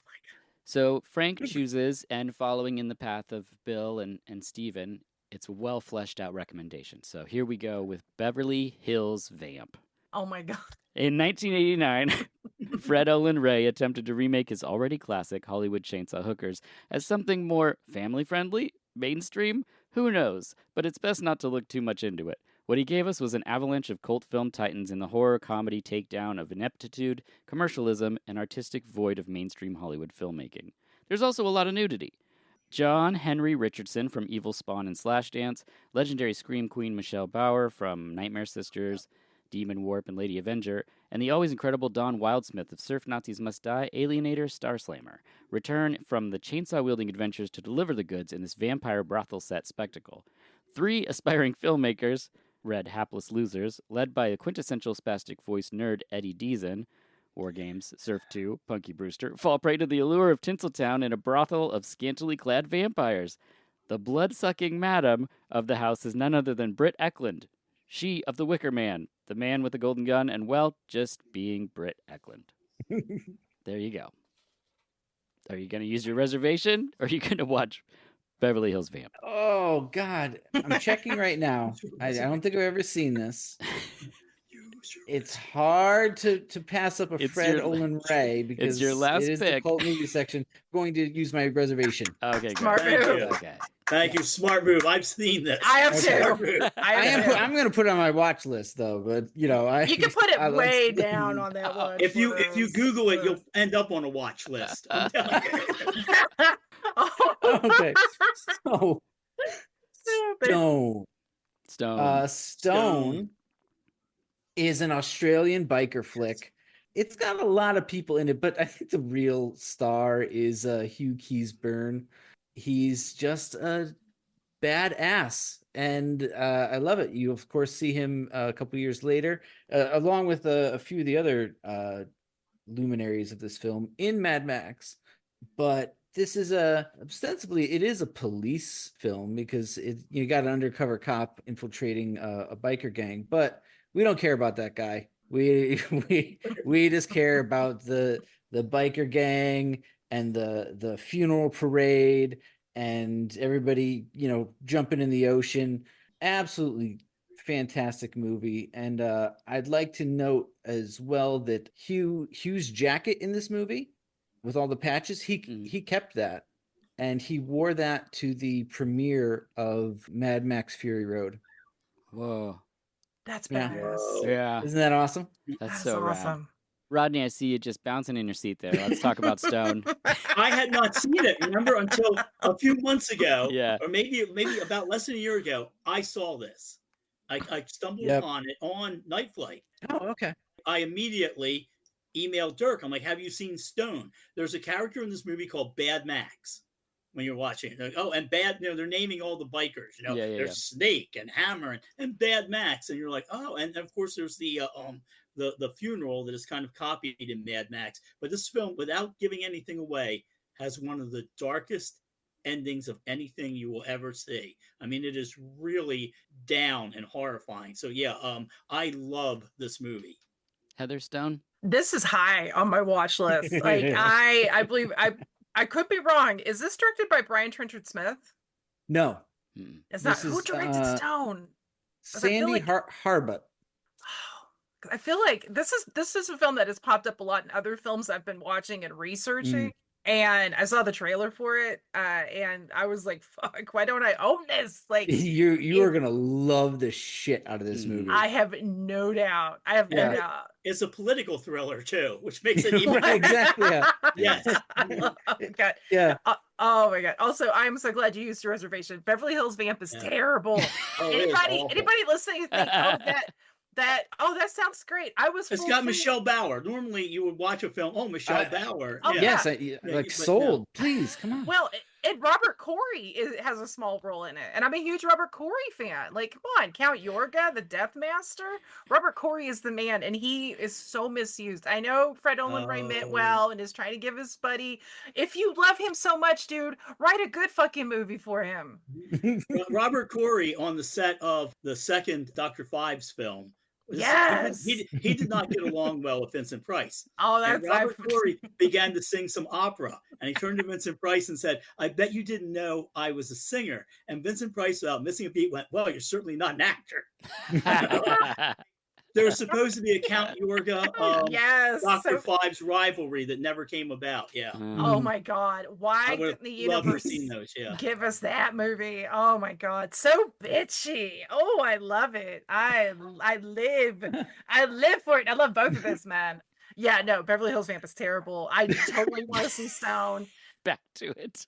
Back to Yeah, no, sorry. Fred Olen Ray has made films I like, for the record. Like, I'm not Sure. anti-Fred Oh, Olen Ray Yeah. per se. You can almost never go wrong, except when it always goes wrong. There's a lot of wrong. And in fairness, he's made a lot of movies. It's like Jess Franco. Like, don't judge Jess Franco if you see one bad Jess Franco film, because there's like 200 others. Okay. Yeah. But With but the- yeah, no, this, and I wrote it Sons of Steel. Yeah, back to back. Sons of Steel. Oh, Watch- yeah. Watch Stone Yeah. first, and then Sons of Stone Steel and to like Sons of Steel. Yeah, have some Yeah. fun afterwards. Ozploitation evening. Yeah. This movie, Stone, I didn't watch for the longest time. We had it in the video store because the VHS box was just the word Stone written in like metallic bubble letters. And I was like, it just didn't leap out to me as a kid. So when I saw it later on, I was like, oh, this is awesome. But I didn't see it for a long time. Unlike Beverly Hills Vamp, because it said Fred Olen Ray. And I was like, I'm going to watch everything Fred Olen Ray because I was a teenager. And I showed one Fred Olen Ray movie to my wife, and she made it like 10 minutes in before she said, "Is this the worst movie you've ever seen?" Which is a nice way of saying, please turn this off. I was like, that's not your thing. But his new book, I just finished about his filmmaking career, and it's really good. It's a really fast read, Fred Olen Ray's new book. And I recommend it because it also explains how movies like this were made, where they still had the same cast and the camera, and we're like, let's shoot it in 3 days. And you're like, well, yeah, it shows, Fred. We could tell. But, that's how he made all these movies. Awesome. Stone is there in your list, which brings me to my final pick, my number 5. And I'm going to pick Violence Voyager, which I don't get. Damn it. Cool. I get the wrong tape. And the tape I get is, well, I'm not going to complain about this. It's a film shot entirely on Super 8, a color reversal film from a Minnesota filmmaker from 1996. It features Davey Havok of AFI, and even Jello Biafra pops up in a small role. It's Sarah Jacobson's Mary Jane is Not a Virgin Anymore. Fucking A. Yes. It's a gritty coming of age drama. Nah, I'm not gonna kick this to the curb. I will take this movie all day. It's a gritty coming of age drama with authenticity brought to a relatively unknown cast. I don't think many of them went on to do anything. This is a movie that I hadn't ever heard of. We watched Suburbia and movies like that back in the day. Not the second one, the original Suburbia. Not right. Anyway, and I couldn't believe I hadn't heard about this movie. And Bill was talking about it on supporting characters, and I was like, hold on, I got to get a pen. What a long title, Mary Jane is Not a Virgin Anymore. And so I checked out Sarah Jacobson's filmography, and she just became one of those directors that I was like, I love her work. And this movie is just not unlike a Suburbia in the way of like the time you spend with these characters and what they go through. You actually feel for these people because they feel real and authentic in the drama of it. And I just really love this film. Dan, I see you nodding. You've seen this? Yeah, we ended up doing a whole Sarah Jacobson episode a couple years ago, and we mostly talked about Mary Jane's Not a Virgin Anymore, and I Was a Teenage Serial Killer. Um, but the one, now I'm trying to remember the title. The one that really did it for me was the footage that she shot at her high school reunion, because she just brought a video camera with her and was just filming these people, but somehow, like, through her vision and questioning and stuff, it created this beautiful narrative. She was an incredible filmmaker, and it is a tragedy that she was taken from us so young, and she didn't get to make more movies. Heather, you've seen this one? Oh my God. Yes. In fact, I feel like, and Dan, please correct me if I'm wrong, I feel like the way I initially got connected to you and Bradley at Movies from Hell was I had written a piece about Sarah Jacobson. Oh, I think that's true. I think that sounds like a thing. Yes. Yeah. And no, I love her. I love this film. I love I Was a Teenage Serial Killer. I love the film that Blu-ray put out by America Film Genre Archive has a lot of like cool, like kind of like shorter stuff that Sarah shot as well. There's a really great one where she's like going bra shopping at like I think like a Sears or something with her mom. And I totally relate to that because she's like, she has like one bra. And it's like, yeah, when you're working like creative, and you're kind of living paycheck to paycheck, sometimes like stuff like that, you put off until you're like, oh shit, like this one or two bras I have are horrible and ratty. But what an absolute gem of a filmmaker. I mean, it's and like speaking to your point there, this is another one that breaks my heart because she died so young, and the talent she displayed with her films is so cool. And this is one I have to think finding Film Threat video as a teenager, not Film Threat. I can never find Film Threat proper as a magazine. Found Film Threat video, and that's how I learned about Sarah Jacobson, and as well as like Jorg Buttgereit and so many others, Richard Baylor. But yeah, no, I love this film, and I feel like it's really it's a coming of age film in a way that is honest, and it's funny in parts, and it's just got a not a rawness, but it's not cloying. Like she's a filmmaker that doesn't treat the audience like a dummy or like, oh, this is what you expect. I'm going to expect, like, no, because life isn't like that. And I think she really honors that. I Was a Teenage Serial Killer has a different kind of vibe to it, certainly, but it's great. It's great too. I can't recommend either one of them enough. Perfect. Rodney, have you seen this one? I've seen I Was a Teenage Serial Killer and really enjoyed it, really liked it. Yeah. I can't believe I've not seen this. I'm sure it's come up in like 1,000 conversations, but I have not seen. I feel like a smacked ass for not having seen it.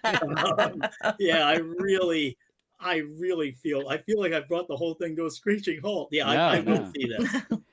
Okay. But I really want to see it now. All righty, Heather, that brings us to the final pick of the episode. What's it going to be?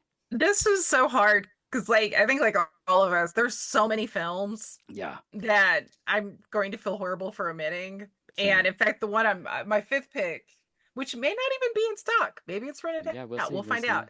I hope this isn't a bit of a cheat because I don't think this film was ever released on VHS in the United States. That doesn't matter in the cult movie section. You'd find bootleg stuff. Inspired by the Australian film Talk, I have to see if I believe it's 1987 Pandemonium, directed by Hayden Keenan, is available. Okay, you got a one. It's in stock. Yes. Pandemonium. What year did you say? I think 1987. Okay. Not to be confused with the Alfred Soul Pandemonium, which I enjoy too, actually, but it's a very different film. And I do love Alfred Soul, but this Pandemonium, directed by Hayden Keenan, is one of the greatest cult films, and it should have a bigger cult around it.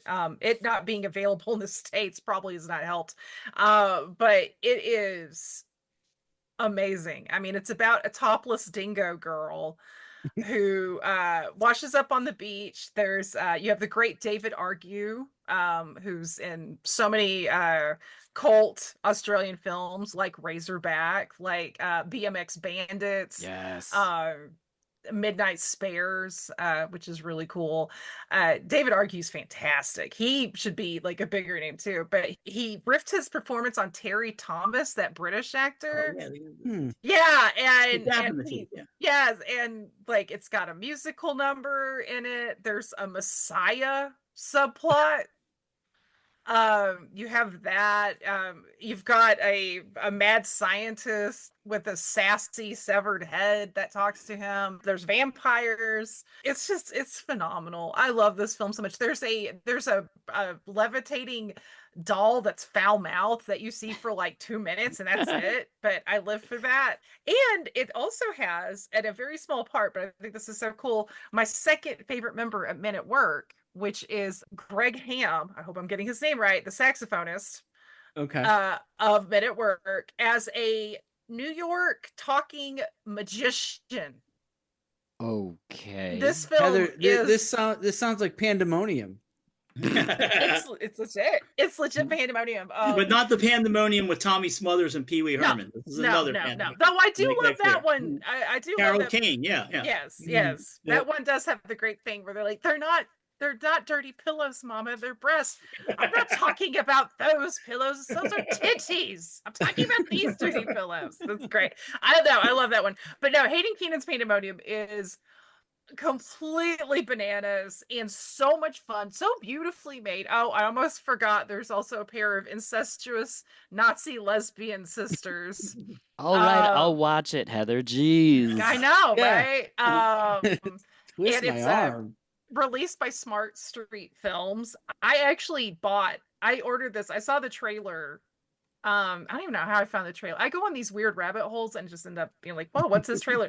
And I was obsessed. Like I rewatched the trailer and it finally, and Smart Street Films has a website. I ordered it and I found out I ordered it directly from the director because I got an email back apologizing about how much the shipping is because Australia have raised their shipping rates. But I was like, oh, how nice. And I look at the name and it says Hayden Keenan. And I'm like, what the fuck? Director.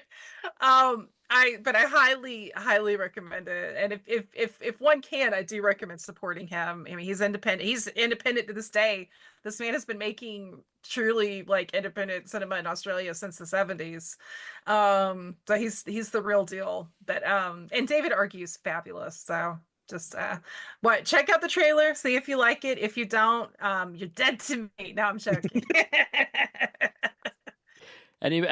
Has anyone else seen this Pandemonium? I've only seen the other Pandemonium. I don't think the people who are in Pandemonium have seen Pandemonium. I'm excited to see this one. Like, I don't feel bad about having not seen it because I'm sure I want to see it though. Yeah. Oh, oh my definitely gonna god. see it. I love this film so much. You will not be disappointed. There's not a dull moment in it. So but yeah. Oh yeah, there's like an angel. I don't know. I could go on. Okay. It's Pandemonium. It's legit Pandemonium. Okay. Perfect. Does what it says on the tin. Okay. 1000%. Before I list off our final 5 that we walked away with, there was a couple wrong tapes that nobody ended up with. We had Projections, the 1993 Derek Jarman backdrop for the Pet Shop Boys tour. Nice. Yep, so no one got that. And then there was Pig, the 1998 film directed by Nico Boeinsma, co-directed and starring Roz Williams. Yes. Oh my god. So- I love Pig. I love Roz Williams. So no that one should have been on got my list. That's on Blu-ray now, and it looks pretty great. We also had a few employee picks that didn't get listed. The first one's from Edmund McMillan, the artist and creator of the video games Binding of Isaac, The End Is Nigh, and Super Meat Boy. He chose Boxer's Omen as his employee pick. Shit. Yeah, it's a banger. He didn't even go. He just mic dropped with Boxer's Omen and was just like, walk away. And then the other one that we got, where I like how the ones that I got were the longest. The last one is from, he's a star of Summer School, Little House on the Prairie, Heathers, and Three Ninjas, Patrick Laberto, and he chose Phantom of the Paradise. That was on my Oh, list. yeah. That was on my Oh. list. Yeah. Oh, yeah. And he just put, it rules. That was It his really whole reason. does. Yeah. But Yeah. beef. Yeah. Every child should want to grow up to be beef. Oh Yeah. my God. Yes. I know Yeah. drug real from real. Yes. That's one of my comfort movies. Oh, Okay. Rodney, before I do the top, our fives that we got, what was the film that you didn't get because of Night of the Hunter?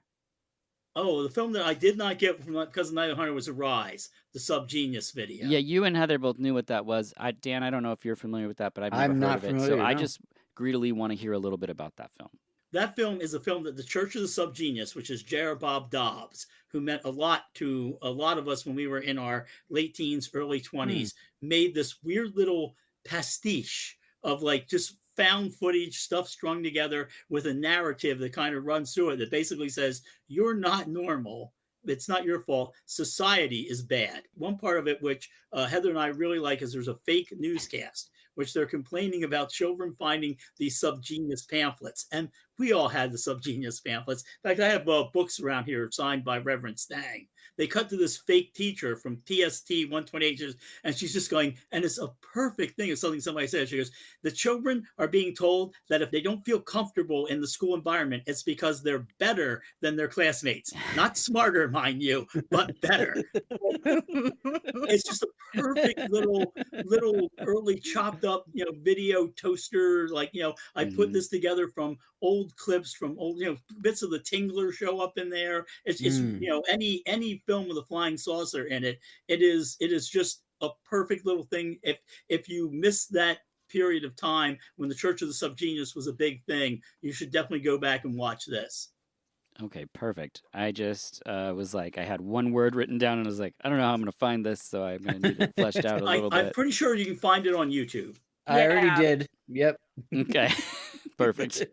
Oh, I'm so excited. I'm so glad though, even though you didn't get to fully pick, that was a beautiful description. And I have to say, during my husband and our courtship, one of the many things that impressed me about him was I found out he was part of a Subgenius Devival. Oh. Oh, nice. And he had Arise, and I got to watch Arise due to his VHS copy of it. And yeah, oh my God. The Devivals, I've been to a couple of them. They were fantastic. We had a couple in Philly. They were just so much fun. I'm so jealous. I never got to be one person, but I got to see he had the one he was the main one he was on tape. He had a line that I love where he's like, machines and the hands of monkeys. The way he said that, I was like, this is my man. This is the man for me.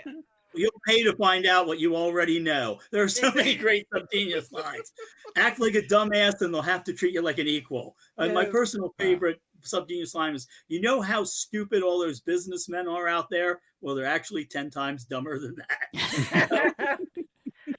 I mean, I'm against organized religion, but if one's going to be a part of a church, the Subgenius church is, I mean, it's eternal salvation or your money back.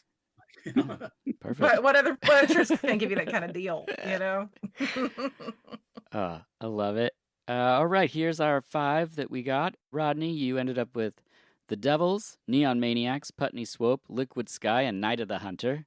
That's excellent. Dan, you have Chatterbox, Party Doll A Go-Go, Endless Summer, Enter the Ninja, and Stone.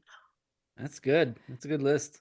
I got Out of the Blue, Baby Bump, Ruben and Ed, Sons of Steel, and Mary Jane's Not a Virgin Anymore. There's some variety there. Heather, you got House on Bear Mountain, Eye for an Eye, A Taste of Blood, Erg, A Music War, and Pandemonium. Yes. Wow. Yeah, I feel seen. Excellent. I just want to thank the employee picks, Bill Ackerman, Steven Scarlatta, Frank over at Terminal Zone, Ed McMillan, Patrick Labertow, and Laureen Landon. And, of course, all 4 of you. Heather, where can people find you? Well, of course, you can find me at my website, mondoheather.com, but you could also find me at my Linktree, linktree.com/mondoheather. There you can find other podcast appearances, articles, various other sundry items, even like my first YouTube video essay, which is out about the healing natures of grindhouse cinema. But yeah, you can find all that and more over there at that link. Fantastic. Dan, what about yourself? You can find me, I guess I'm still on Twitter, technically, I guess, at Dan Pullen Books. But more importantly, our show, Movies from Hell, that's at 26MFH Pod. And you could look us up. We've just made our Patreon free for all. So you can check us out there. And we've got all sorts of cool things happening over there. Fantastic. Rodney, anything we can point people towards? I'm usually hanging out at a McDonald's in Altoona, Pennsylvania. I knew it. Other than that, RodneyAnonymous.com. It helps the FBI track where I am. Perfect. Well, thank you all for your time, for coming up with these lists, So and much fun. and Yeah, for being it's here for great. this. And thank you all for listening. As always, I'm Dirk Marshall, and this has been VHS, where when it comes to celebrating rad films and even radder friends, we're not done yet. Machines and the hands of monkeys. Full of busty, really cute babes. I don't last 10 minutes.